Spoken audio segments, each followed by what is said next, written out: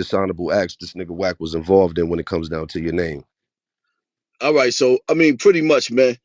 I'm listening to audios that everybody's sending me with niggas talk about phase one, phase two, and phase three about how they trying to take my YouTube page. Now, my whole thing is like this, right? Some people love me, some people hate me, but for the majority, I'm the people's champ.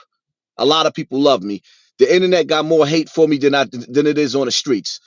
I built myself a following. I built myself a way of living. A nigga came from Bronx River Projects, eating welfare cheese, on some piss poor shit. A nigga got mad kids to feed. I got autistic kids that's gonna always be children because no matter what, they don't have the right frame of mind. So I have to build the future for them. I don't understand how black niggas that understand what it's like to be hungry are going out their way to try to stop a nigga from eating. Now, my whole thing is I done created other avenues for me to eat. But at the same time, I'm trying to figure out where's all this hate coming from? A nigga that I didn't know from a hole in the wall. I never knew Matt Whack 100 from a hole in the wall.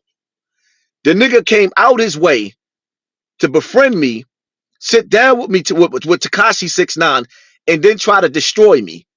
What's that all about? Is it because of my message? Is it the Illuminati? Is it jealousy?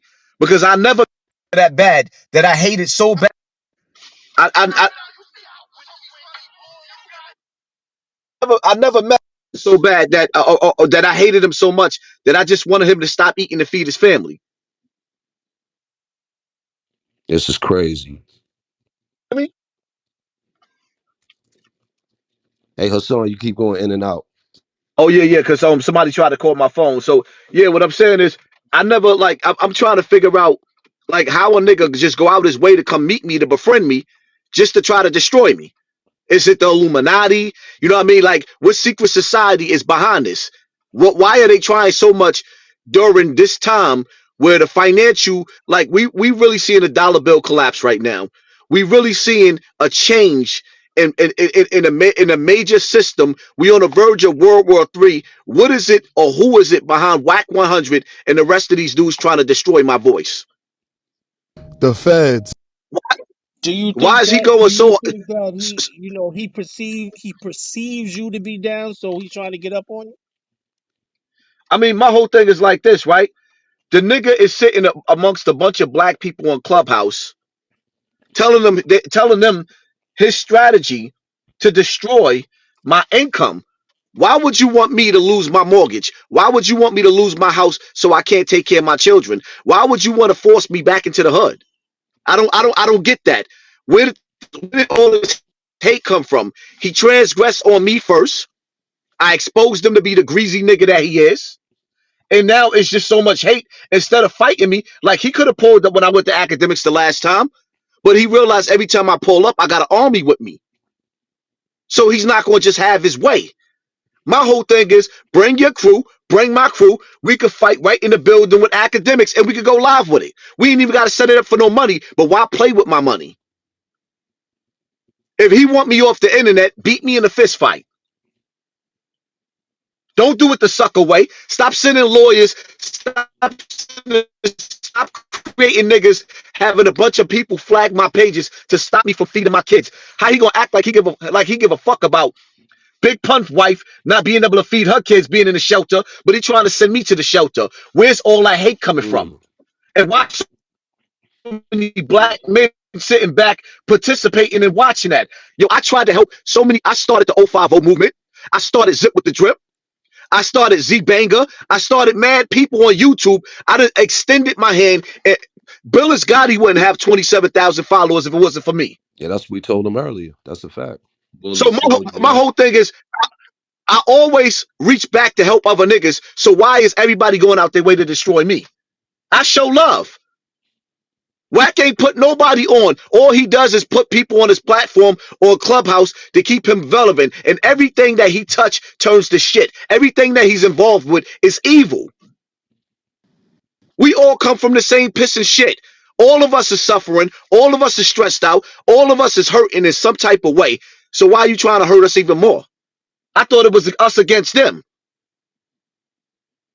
But what niggas gotta realize is Wack is in the industry, man. Ain't nobody got a contract where they making millions of dollars off him. He just using everybody's energy in this clubhouse shit. The nigga's an agent. The nigga got gay sex tapes with Nipsey Hussle. Why? Ask Wack 100, what is his favorite sex scene in the video with Nipsey Hussle? He got gay sex tapes with Oscar De La Hoya. Ask him which part of the video with Oscar De La Hoya dressing up as a woman was his favorite part. Wow. The, the nigga got like you got all types of gay porn.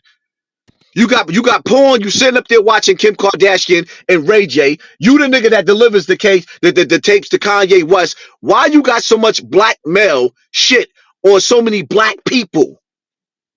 Hey yo, Aki, Assalamu alaikum, Savon. Hey look, hey Haas, I'm looking at it like this. You just made a statement about it's us against them, right? But my thing is, Aki, when y'all both using, cause I know where your pain coming from, but at the same time, y'all both using black pain to come up off of. When are you gonna go at the other opposition other than our people to come up off of? Good You heard question. it right, Now let me yo. Hey Haas, good question. Let me answer that. Let me answer right. that. Good question. Now here's my thing, right? When you say us, the us that you talking about is everybody in the industry. Everybody in the industry is an enemy to black people. Everybody. Everybody in the industry took an oath to sell us poison, to sell us death music. Everybody in the industry, all them niggas do is come back to the hood and sell you poverty and pain and then go back to paradise. Nobody that left the hood is trying to show you how to get out of the hood. All they keep doing is coming back to the hood, selling you the hood. So my whole thing is when you see these celebrities selling poison or mentally destroying the children, I have to stand up for that.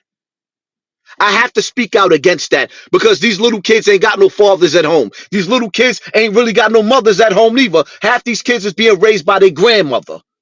And as soon as they go outside, they being kidnapped by gang culture. So somebody got to be man enough, uncle enough, father enough, grandfather enough to tell these young kids, yo, don't go down that path. That's a path to destruction. And I'm the only one that's doing it. The next person, the only one that came close to doing what I'm doing, who mimicked my whole style, was Charleston White. Outside of that, everybody else is condoning the same destroying us as a people.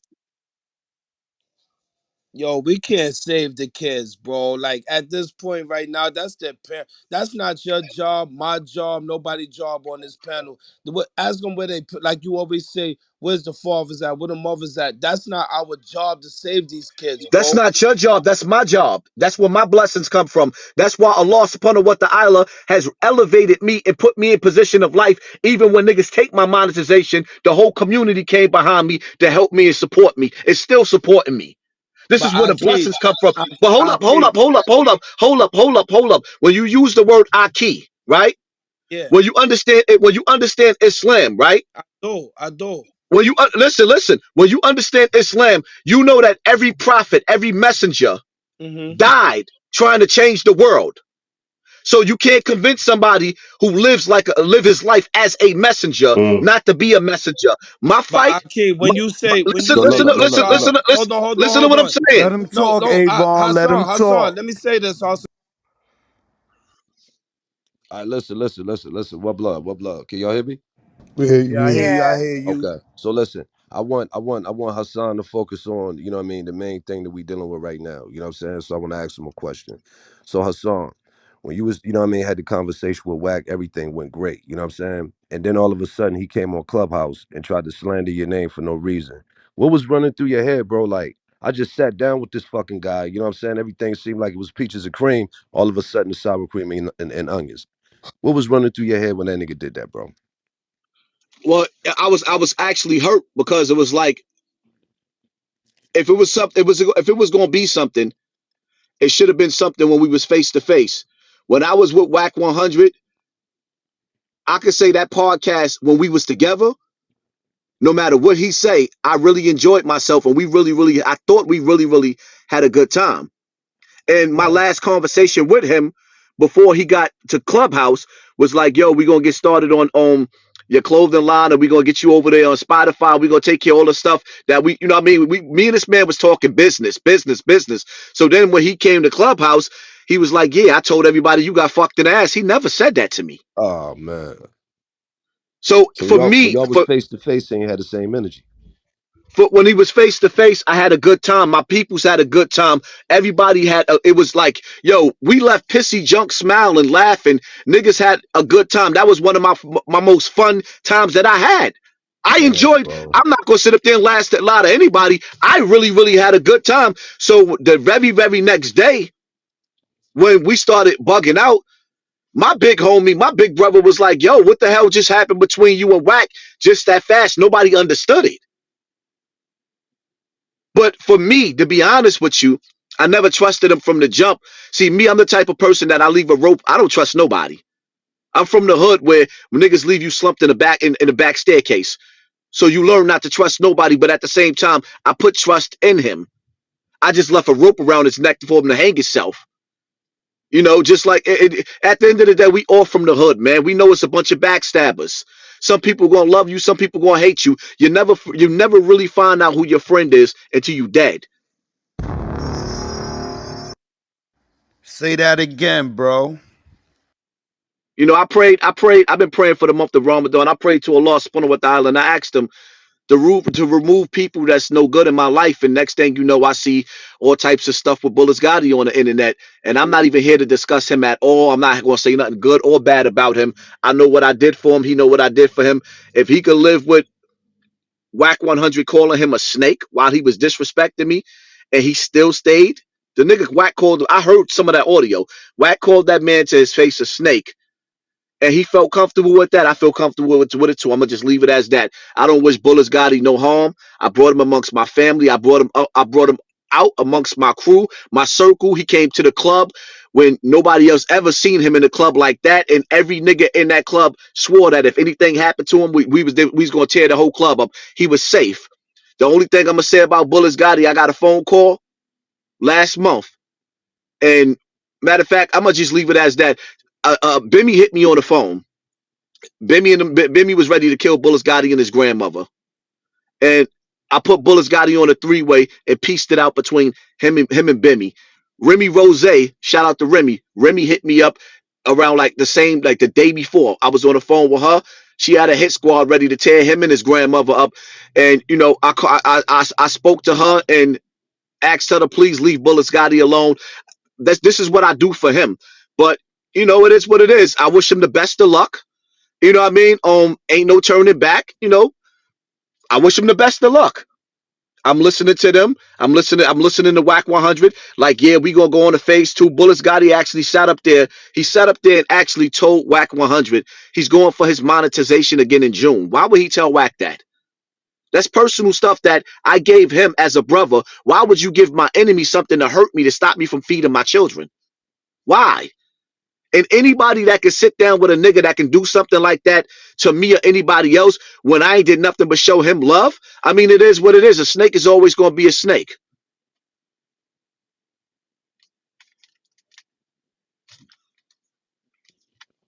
What more could I really say, man? All I'm right, not so going to act like Hassan, it.